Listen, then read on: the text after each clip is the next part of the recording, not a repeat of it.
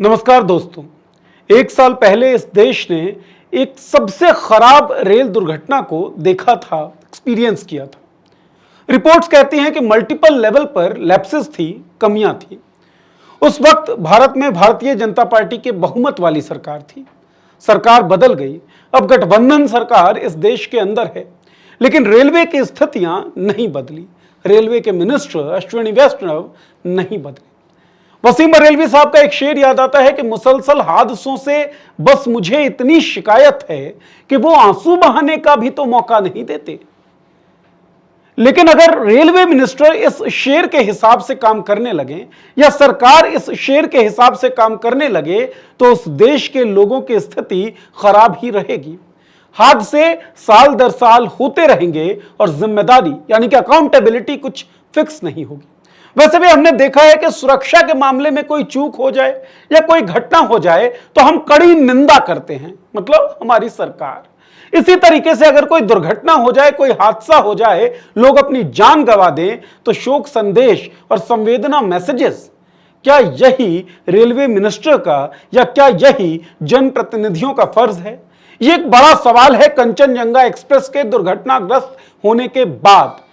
अब जब हम एक साइंटिफिक युग में जी रहे हैं, जब टेक्निकल डेवलपमेंट अपने उरूज पर हैं, बहुत शानदार गति से तमाम टेक्निकल डेवलपमेंट्स हो रही हैं, जब पूरा देश इंफ्रास्ट्रक्चरल डेवलपमेंट यानी कि ढांचागत विकास की बातें कर रहा हो, डींगे हाँक रहा हो, उस वक्त एक पैसेंजर गाड़ी पर एक मालगाड़ी के डिब्बे के चढ़ जाने के कारण हुआ एक्सीडेंट और उसके कारण लोगों का जान गंवाया जाना केवल शर्मनाक ही नहीं बल्कि बहुत चिंतनीय और बहुत सोचनीय होना चाहिए। नरेंद्र मोदी की सरकार को इंफ्रास्ट्रक्चरल ग्रोथ के बारे में के कारण जाना जाता है, लेकिन मैं कुछ आंकड़े आपको दिखा दूं।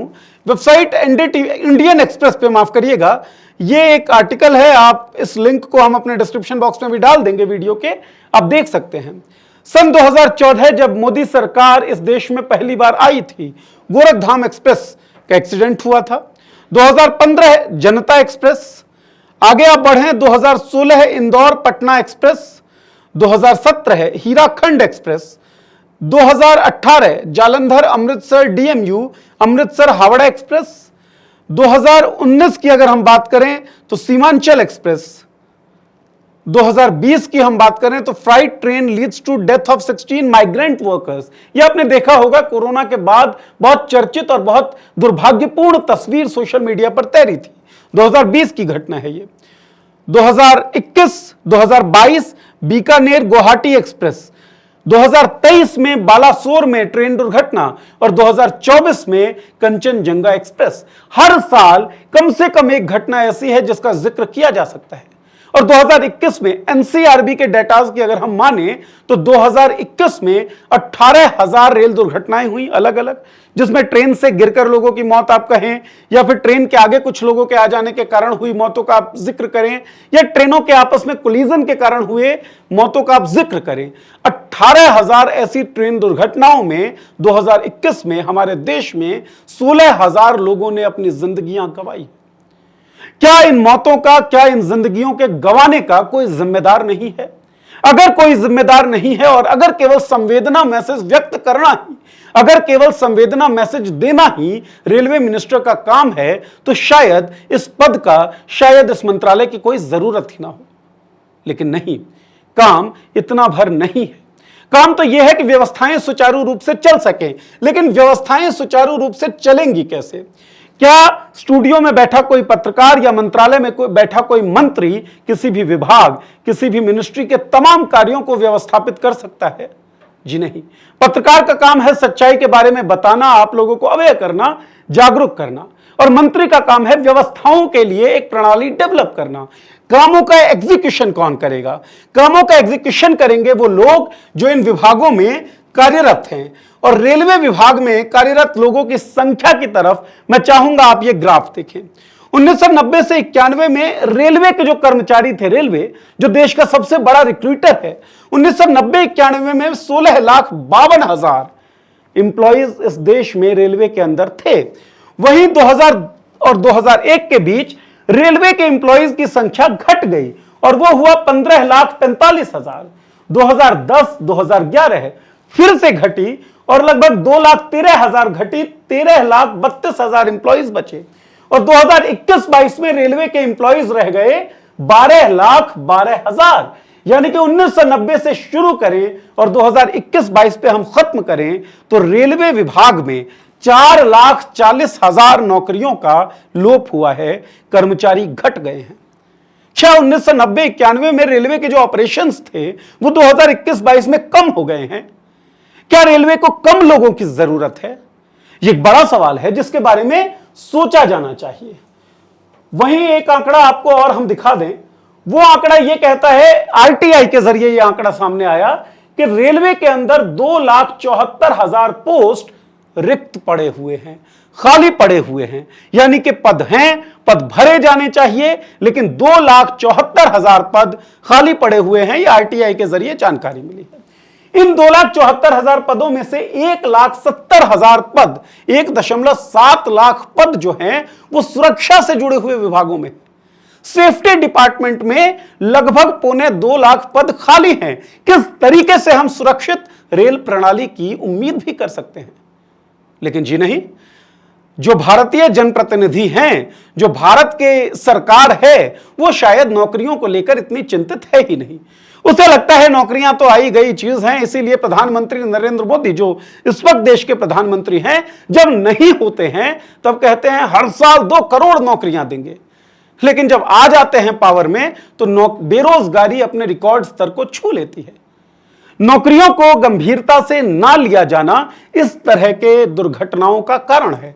कारण कैसे है वो आपको हम बताते हैं। एक और आर्टिकल की तरफ मैं आपका ध्यान आकर्षित करना चाहूंगा, और ये जो आर्टिकल है इसमें भी यही बात की गई। अश्विनी वैष्णव ने राज्यसभा में यह बात बोला था कि 3,15,000 पद जो हैं वो खाली पड़े हुए हैं रेलवे के अंदर। लेकिन मामला केवल इन 3,15,000 पदों का नहीं है। फ्रंटलाइन ने एक रिपोर्ट छापी थी 2014 में, जब मोदी सरकार आई थी, और फ्रंटलाइन ने कहा क्या था? फ्रंटलाइन ने कहा था कि गवर्नमेंट ने एक आदेश जारी किया है और वो सर्कुलेट हो रही है। उस आदेश के हिसाब से रेलवे ने कहा है, no post that had been vacant for a year or more should be revived and no new post should be created. मतलब 1 साल से ज्यादा समय तक अगर कोई पद खाली रहता है तो उसे दोबारा नहीं भरा जाना चाहिए और नए पोस्ट क्रिएट भी नहीं किए जाने चाहिए। हमने आपको एक आंकड़ा बताया था कि किस तरीके से 1990-91 की तुलना में 2021-2022 में 4,40,000 जो जॉब्स हैं रेलवे डिपार्टमेंट में वो कम हो गए। इसका मतलब, इसका दुष्चक्र आप समझिए।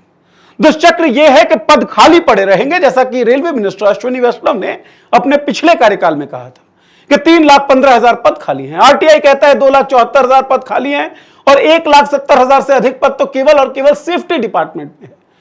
पद खाली पड़े रहेंगे, आप नौकरियां देंगे नहीं, उसके बाद आप ये कह देंगे कि भाई बहुत सालों से ये पद खाली पड़े हुए हैं तो इन पदों को अबॉलिश कर दीजिए। इससे फायदा क्या होगा? किस तरह के इंफ्रास्ट्रक्चर डेवलपमेंट की आप बात करते हैं, किस तरह के विश्वगुरु बनने की आप बात करते हैं, जब लोग आज भी खड़ी गाड़ी पर एक दूसरी गाड़ी के डिब्बे के चढ़ जाने के कारण अपनी जान गंवा रहे हैं। क्या भारत जो 21वीं सदी में विश्व गुरु होने का दावा भर रहा है, या भारत जिसकी सरकार राष्ट्रवाद से ओतप्रोत भाषणों के जरिए यह साबित करने की कोशिश में जुटी हुई है कि वो भारत को शिखर पर ले जाएंगे, इस तरह की घटना को देखकर शर्मसार नहीं होगा? आप भी सोचिए कि क्या बेरोजगारी इन लोगों के जानों को गंवाए जाने का सबसे बड़ा कारण नहीं है? अब बात कर लेते हैं मोदी सरकार के पिछले 7 सालों के कार्यकाल का एक डेटा के लिहाज से। यह एनडीटीवी का एक आर्टिकल है। इस आर्टिकल में भारत के जो डेडलीस्ट ट्रेन एक्सीडेंट हुए हैं, मतलब जिसने सबसे ज्यादा लाइव्स को क्लेम किया है, उसका एक सूची है, उसकी एक सूची है। वो सूची देखिए, 2023 में नियरली 300 लोग मारे गए थे, 1000 से ज्यादा लोग इंजर्ड हुए थे। ये triple train crash Balasore Orissa में हुआ था 2023 में। 2016 में Indore Patna express train derail हो गई थी, और कहां पर हुई थी? कानपुर, उत्तर प्रदेश में। 150 लोगों की जान इस दुर्घटना में गई थी। 2010 में जैनेश्वरी एक्सप्रेस क्रैश हो गई थी into a goods train in West Bengal, 146 लोगों की जान गई थी।